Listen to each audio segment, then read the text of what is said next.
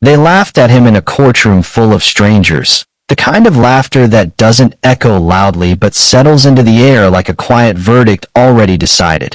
And in that moment David Carter sat completely still, hands folded, eyes steady, as if none of it touched him, as if the words being thrown at him were landing somewhere far away, because across the table his wife refused to look at him, her parents leaning in just enough to whisper things they thought he couldn't hear, while the opposing lawyer smirked with the confidence of a man who believed this case had already been won long before anyone stepped into that room. And when the papers slid across the table, crisp and final, they didn't just carry legal terms, they carried the weight of everything they believed David was, or more precisely, everything they believed he wasn't: a provider, a man of worth, someone who could stand on his own. And as the judge called for order, and the room settled into silence again, the damage had already been done, not legally, but socially, emotionally, publicly, because humiliation like that doesn't need to be loud to be complete.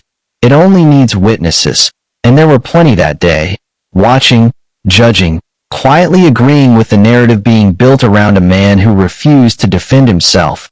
And that was the part that confused everyone, because most men would have spoken, would have argued, would have fought back in any way they could, but David didn't.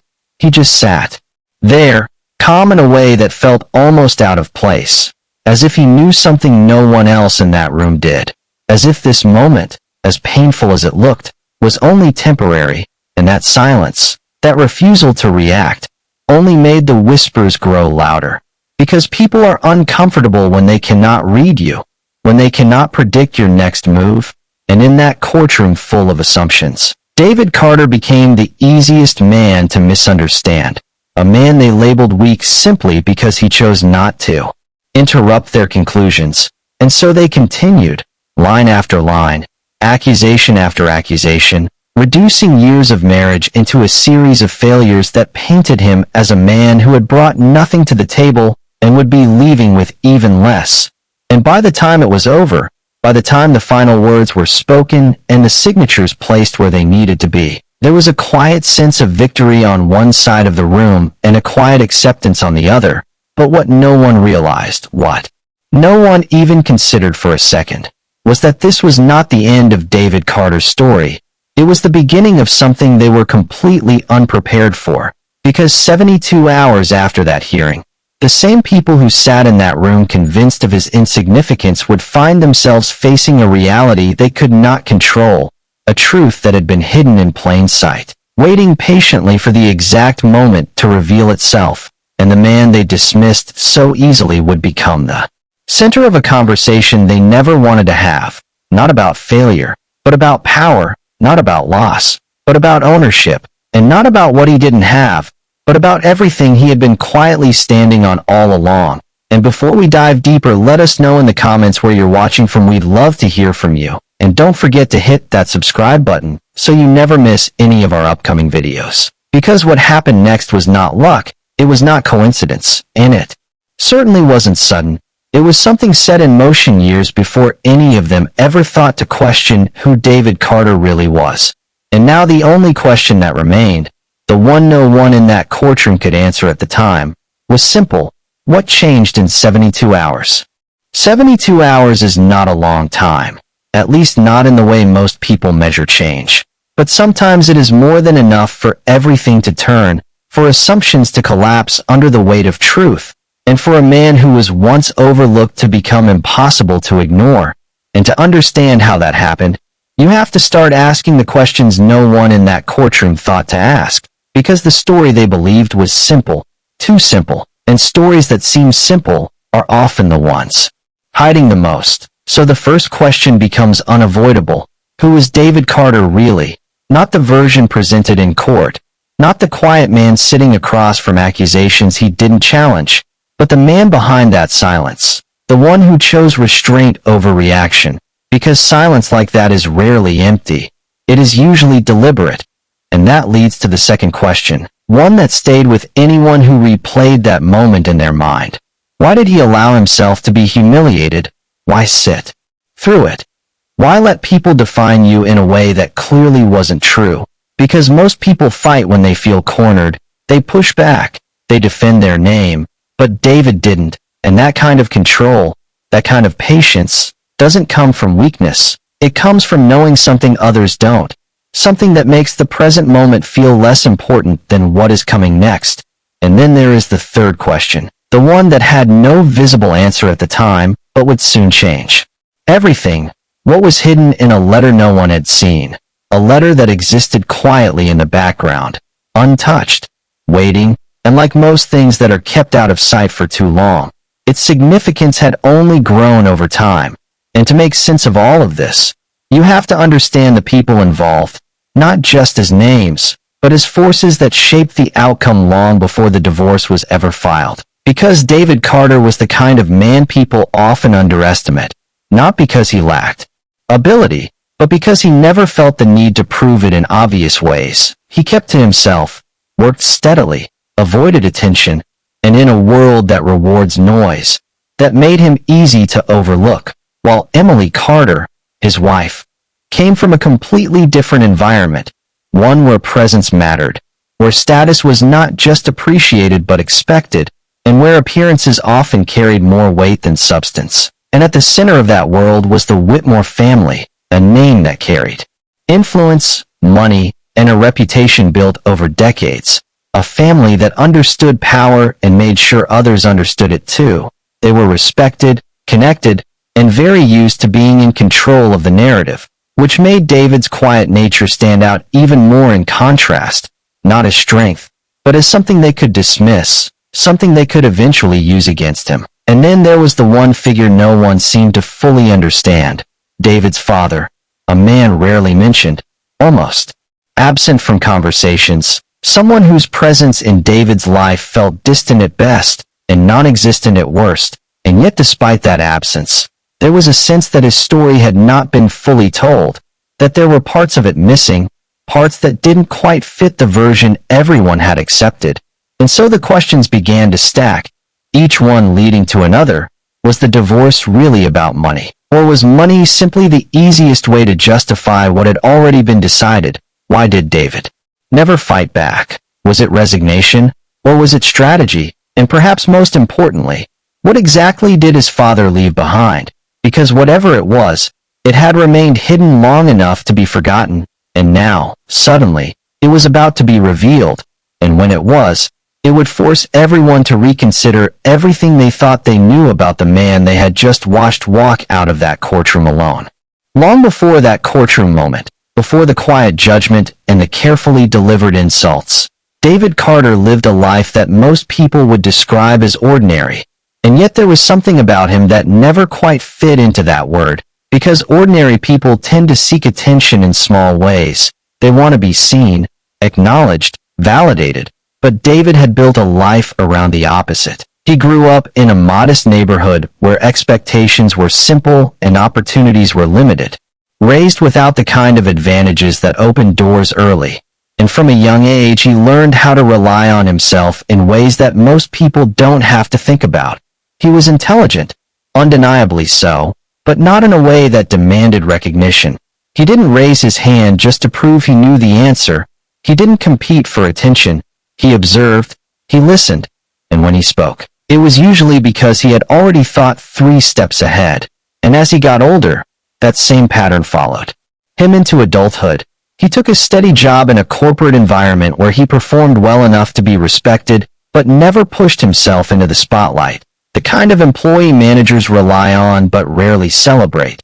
The kind of man who becomes essential without ever becoming visible. And in many ways that defined how people saw him, or more accurately, how they failed to see him at all, because he wasn't flashy, he wasn't loud, he didn't carry himself with the kind of presence that demanded attention, and in a world that often confuses noise for importance, that made him easy to overlook, the kind of man most people underestimate until they are forced to reconsider. And it was within that quiet, steady life that he met Emily Carter, a woman whose world could not have been more different from his, because Emily didn't just grow up with comfort, she grew up surrounded by expectation.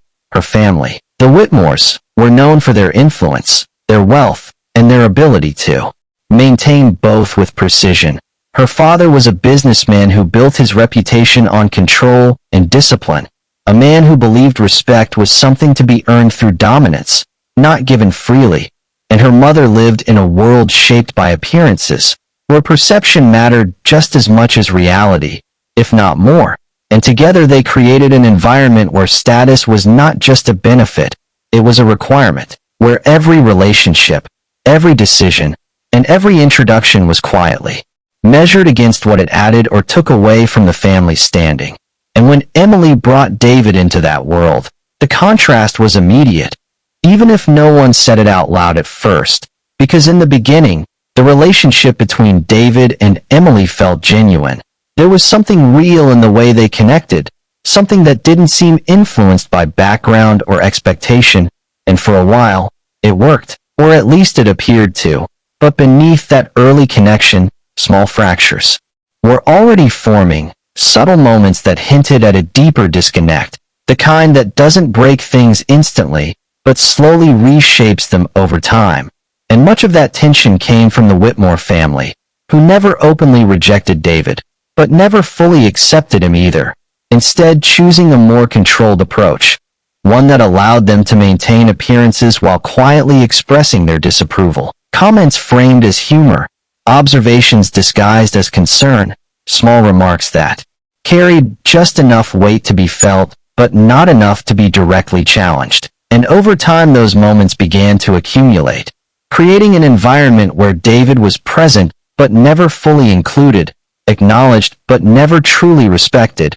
And while Emily didn't always agree with her family, she didn't completely separate herself from their influence either, which left David in a position that became increasingly difficult to navigate, because no matter what he did, he remained on the outside of something he was technically part of, and from the very beginning, even in the moments that looked stable, there was an underlying truth that never really changed. David was never one of them. And perhaps the most overlooked piece of his story, the one that rarely entered conversation but quietly shaped everything, was his father, a figure that existed more as an absence than a presence, someone who was rarely mentioned and almost never explained. When people asked about him, David would respond briefly, just enough to move the conversation forward without inviting further questions, and that avoidance didn't go unnoticed. It simply went unexamined, because most people are comfortable accepting incomplete answers when they don't feel the need to look deeper, and over time, different versions of the story began to circulate. Some believed his father had left when he was young, walking away from responsibilities he didn't want to carry. Others assumed there had been some kind of falling out, something that created distance too wide to repair, but no one really knew the truth, not because it was hidden in a dramatic way, but because it was never fully revealed, and David never made an effort to change that. He allowed the assumptions to exist, just as he allowed people to underestimate him. And in both cases, what remained unseen would eventually become the most important part of the story.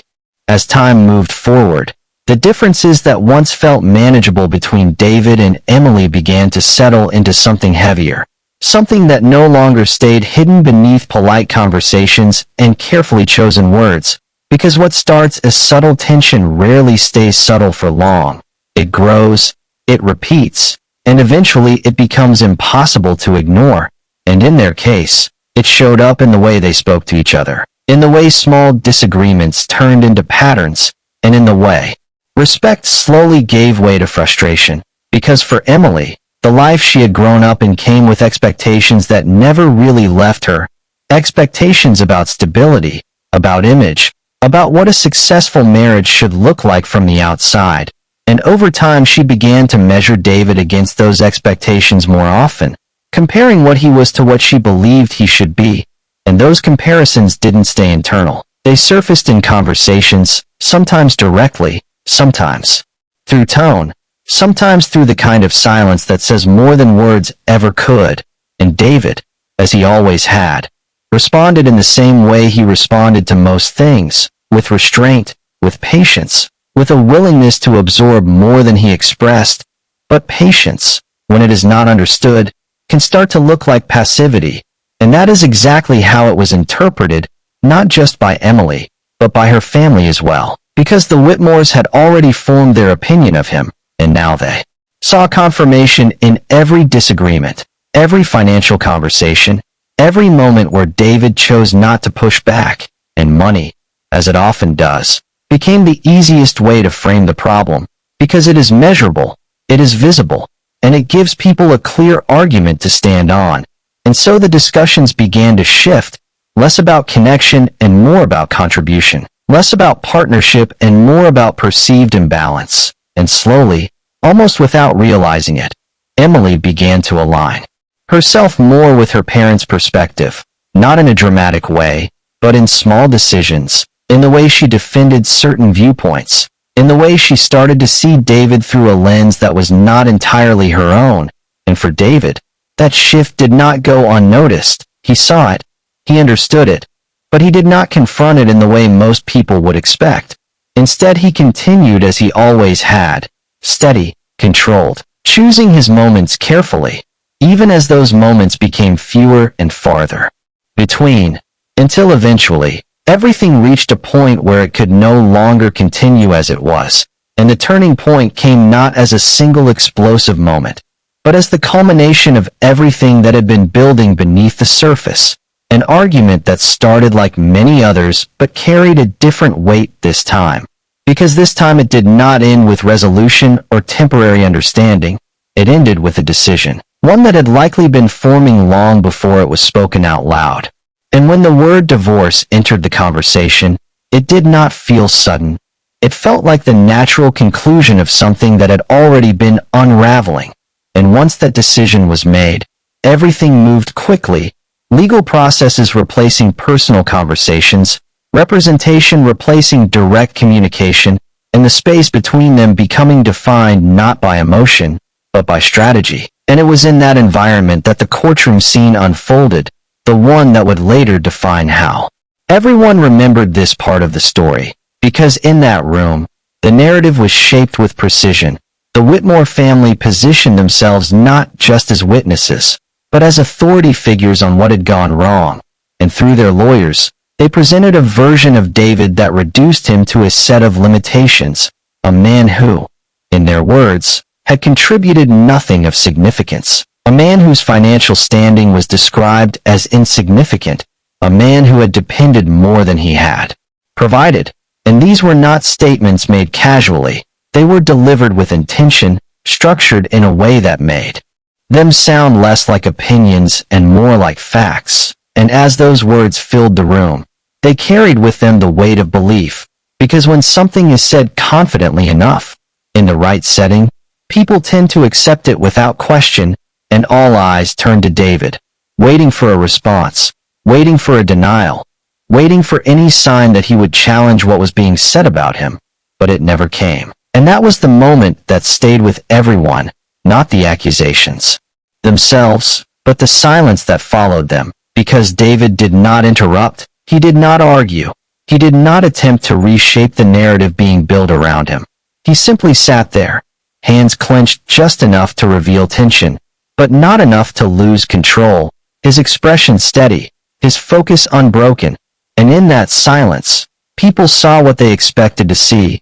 They saw confirmation of everything they already believed, because silence is often interpreted through the lens of assumption, and in that room, assumption was already working against him. And so the moment passed, the statement stood uncontested, and the outcome seemed clear to everyone watching. But what no one considered, what no one even paused to question, was that silence can mean many things, and in David's case, it did not mean agreement, it did not mean defeat, and it certainly did not mean he had nothing to say.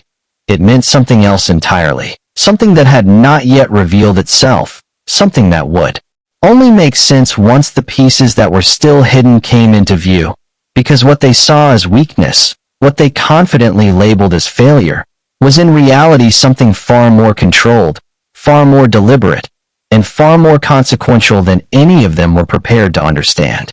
After the divorce was finalized, David Carter did something that only seemed to confirm everything people already believed about him.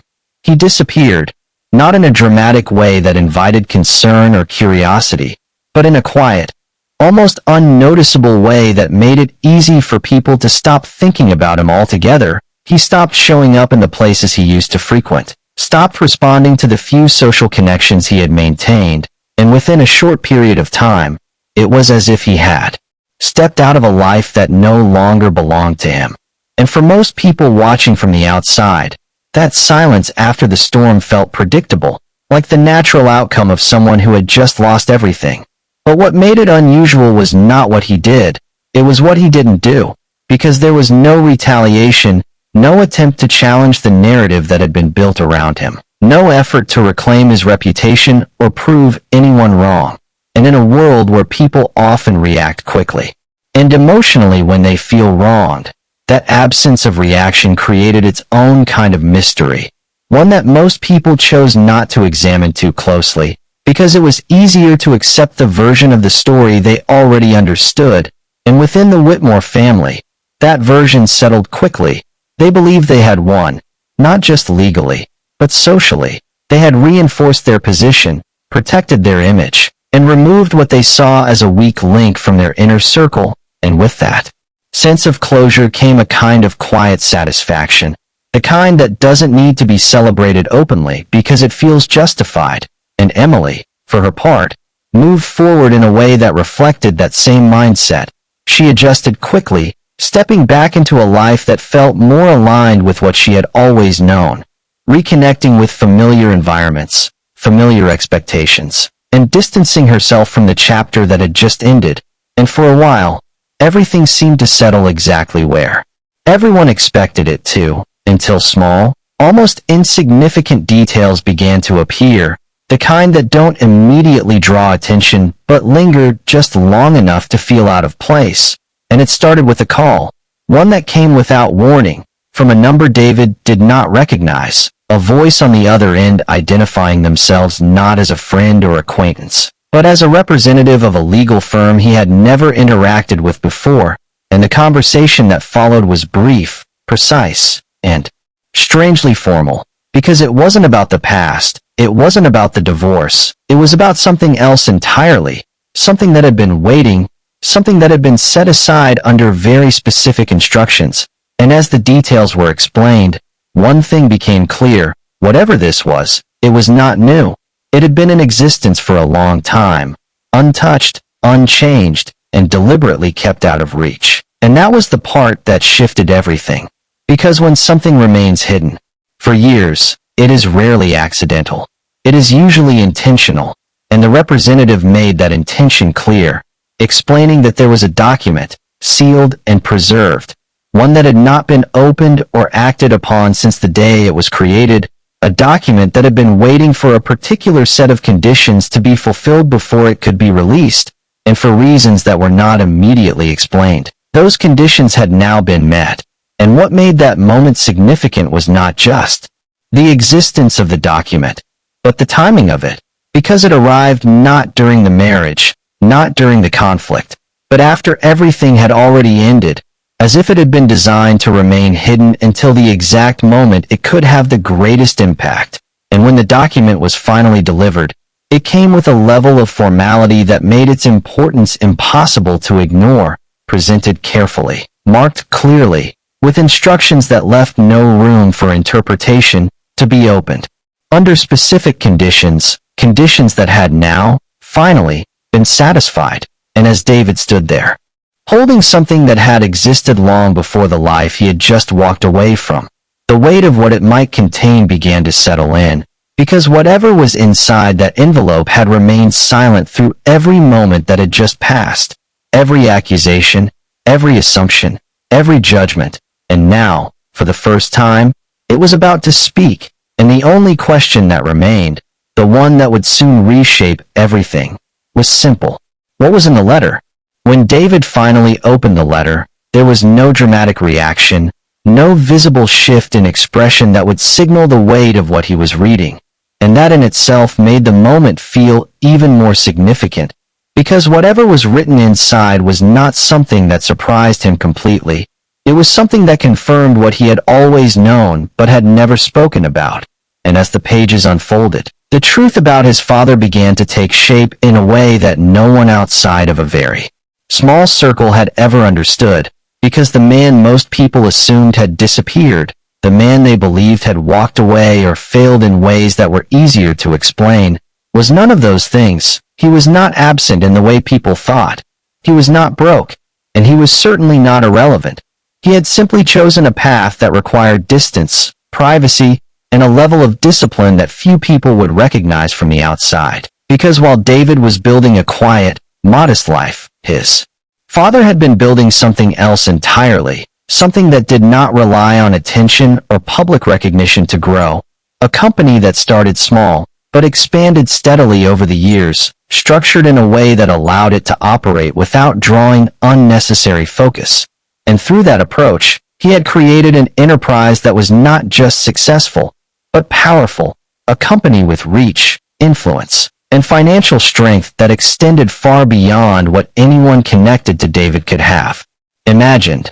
And yet, despite all of that, he had kept it separate from his son's life, not out of neglect, but out of intention, because the letter made one thing very clear: the distance between them had never been about absence, it had been about preparation, a decision to allow David to develop without the weight of inherited advantage, to build his own sense of discipline, his own understanding of responsibility, without relying on something that could easily define him before he had the chance to define himself. And that decision came with conditions that were outlined carefully in the document, conditions that explained why the truth had remained hidden for so long. Because access to everything his father had built was never meant to be immediate. It was meant to be earned through circumstance, through experience, through a specific turning point that would test whether David had become the kind of man capable of carrying what was being passed down to him. And that turning point, as it was written clearly in the letter, was tied to a life event that would strip away external influence, something that would leave him standing on his own without the structure of a shared life. And that event, now completed, had activated what had been set aside for years, and with that activation came the transfer, not just of assets, but of control. Because what his father left behind was not a passive inheritance, it was an active one, company shares that represented ownership, authority that came with decision-making power, and a position that placed David not on the outside of something significant, but at the very center of it.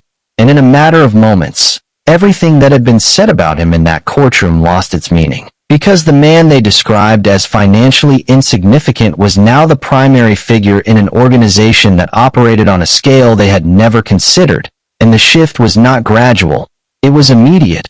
Overnight the narrative changed. Overnight the assumptions collapsed, and overnight the man they had dismissed became the most powerful person in the room. And that reality became even more clear when David stepped into a space he had never publicly been associated with before, a corporate boardroom where decisions were made at a level far removed from the life he had been living.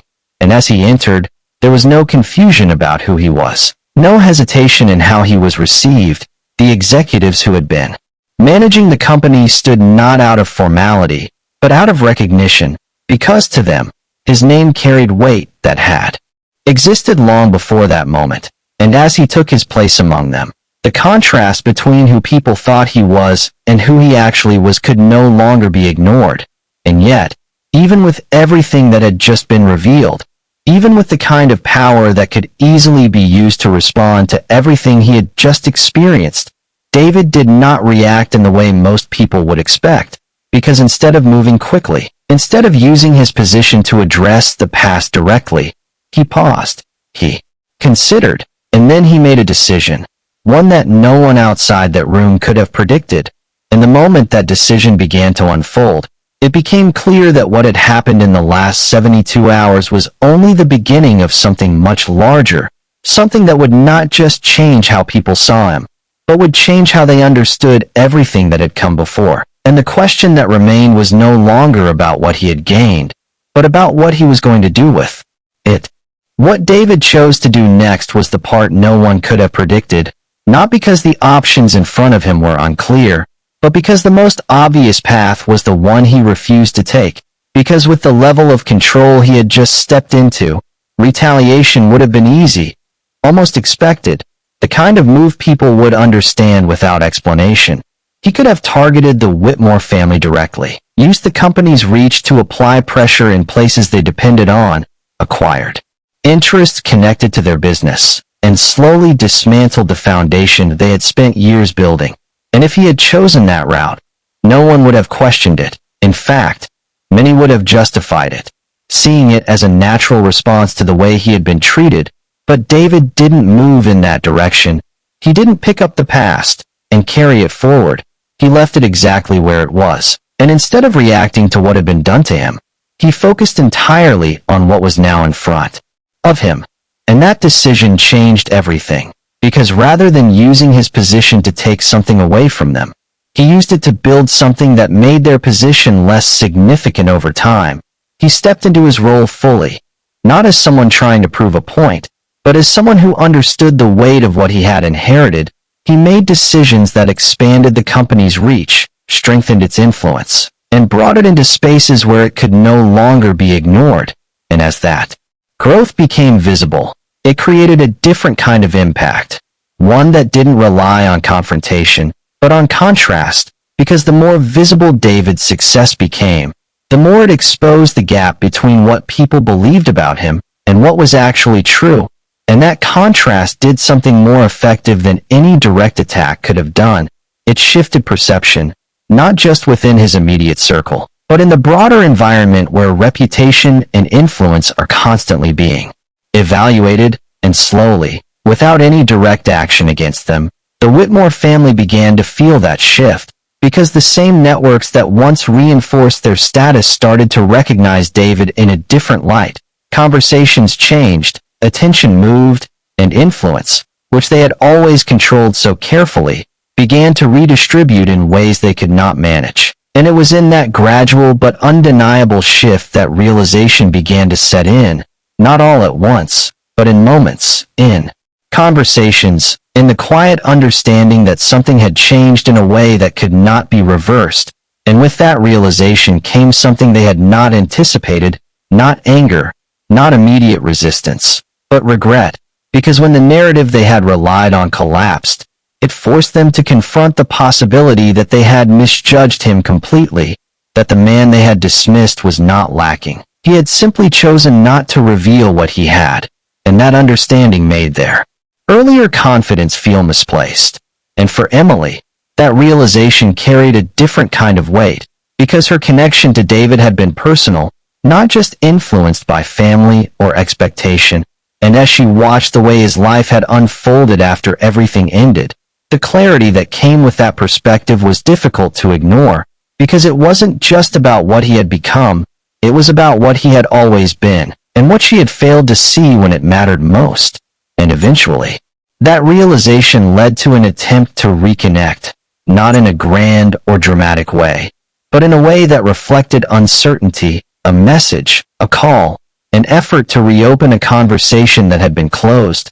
But when that moment came, David's response was consistent with everything he had shown from the beginning, controlled, deliberate, and clear. He did not respond with anger. He did not revisit the past, and he did not create space for something that had already run its course. He simply declined, not out of resentment, but out of understanding, because some decisions, once made, define a direction that cannot be undone. And as that chapter fully closed, what remained was not conflict, but perspective, because for the first time, they saw him clearly, not through assumption, not through comparison, but as he actually was. And that clarity came with a realization that could not change anything that had already happened. It only highlighted the distance between perception and reality. And in the end, the story was not defined by revenge or confrontation.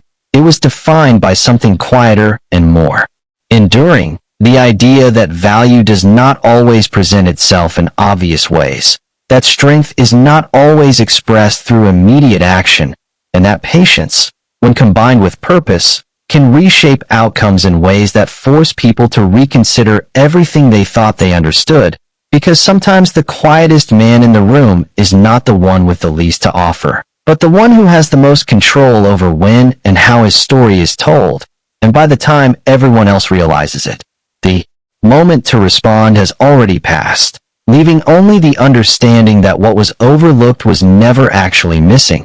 It was simply waiting for the right time to be seen. And now that you've seen how everything unfolded, from the moment he sat in silence while they judged him, to the moment he stepped into a reality none of them saw coming, it leaves a question that doesn't have a simple answer, because not everyone would have handled it the same way. Not everyone would have chosen restraint over retaliation. Not everyone would have walked away when they finally had the power to respond. So if you were in his position, after everything that was said, everything that was done, would you have forgiven them? Or would you have taken a different path and made them feel the weight of what they did? Because the truth is, moments like that reveal more about a person than any words ever could, and everyone sees it differently depending on what they value most. And if you think this story is shocking, if you think you've seen how far things can go when people underestimate someone, then wait until you hear what happened when another man discovered what his partner had been hiding all along. A story that takes a completely different turn and raises even more questions about trust, perception, and the decisions people make when the truth finally comes to light. So stay with us, and make sure you don't miss what comes next.